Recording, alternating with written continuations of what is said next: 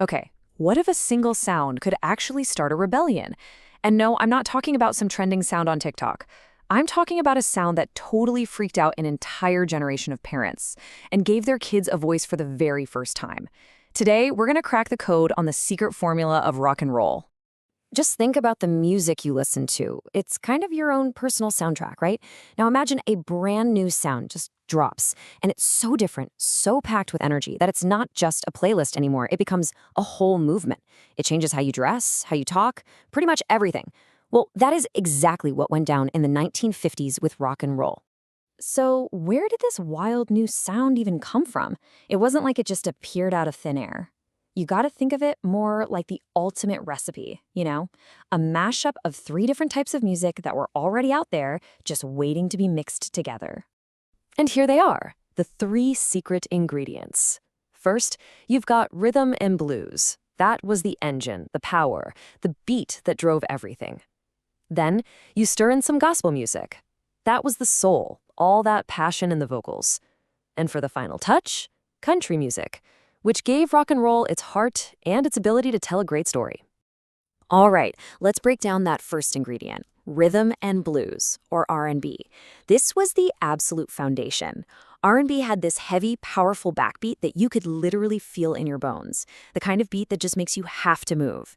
You add in some loud, electrifying guitar and lyrics all about dancing and love, and right there, you've got the core engine of rock and roll.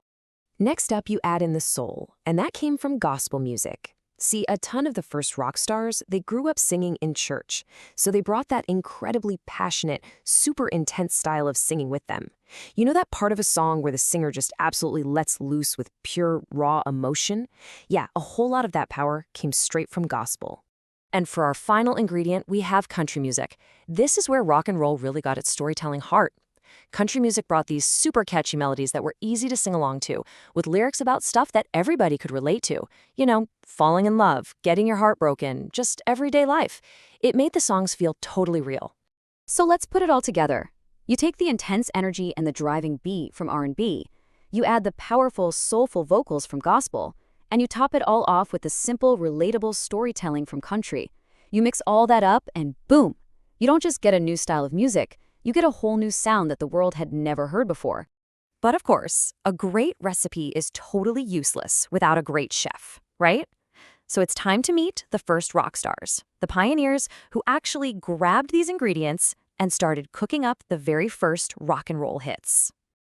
Okay, three of the most important pioneers were these absolute legends right here: Chuck Berry, Little Richard, and Fats Domino. You can kind of think of them as like the original Avengers of rock.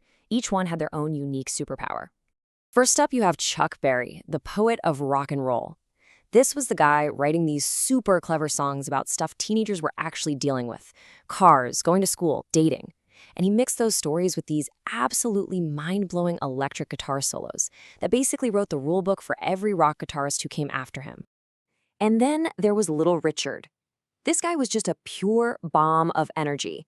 He'd be pounding on the piano like a maniac. His voice was this amazing, joyful shout. He gave the music this wild, chaotic feeling that just made you want to go crazy. Total and complete energy. So artists like Chuck Berry and Little Richard, they were the ones who lit the fuse. They created the spark. But the artist who came next, he wasn't a spark. He was the explosion that shook the entire planet. Of course, we're talking about the one and only king, Elvis Presley. I mean, this guy was the whole package. He could perfectly blend the beat of R&B, the soul of gospel, and the stories of country, all in a single song. And he used this brand new technology called television to get his music and his dance moves into millions of living rooms. His style changed fashion, it changed attitudes. Elvis was the one who took rock and roll and made it a global phenomenon. Okay, so you've got this incredible new music and these huge stars, but how on earth did it spread so fast? I mean, how did rock and roll go viral in a world that didn't have the internet or TikTok or anything like that? Well, it happened like a chain reaction. First, artists started recording this amazing new sound. Then, radio DJs, who were basically the influencers of the 1950s, started playing these songs for teenagers. The songs got so huge they crossed over and started getting played everywhere, for everyone. And then the final step, A whole new youth culture just exploded into existence, centered around this music. And you really can't overstate how important the radio was. Seriously, you have to think of radio as the social media of the 1950s. Guys called disc jockeys, like Alan Freed, they were the original influencers. They'd find this new, exciting music and share it with millions of teenagers who were just desperate for a sound they could finally call their own. And at the same time, the technology in the recording studios was getting a major upgrade. New stuff like multi-track recording let producers make every instrument sound way clearer and punchier. They could add cool effects like echo, which made the song sound huge and loud and way more exciting than the quiet, polite music their parents listened to. So all of this came together to create something way bigger than just a new music genre. Rock and roll literally became the official soundtrack for being a teenager. And here's why it hit so hard. It was the complete and total opposite of their parents' music. Their parents listened to stuff that was slow, calm, and predictable. Rock and roll? It was fast, it was loud, and it was all about freedom, having fun, and falling in love. For the very first time, teenagers had music that wasn't for their parents at all. It was just for them. It was theirs. And it went way beyond just listening to the songs. An entire culture popped up around it. There were brand new dances, like the jitterbug and the twist. Kids were starting fan clubs, copying the slick hairstyles and the leather jackets of their favorite singers. The music became a symbol. It meant you were part of this new, independent generation. So look, if you take away just one thing from all of this, let it be this. More than anything else, rock and roll gave an entire generation of young people their very own voice. And that kind of brings me to a final question for you. Every generation seems to have that one sound that feels like a bit of a rebellion, the sound that your parents just don't quite get.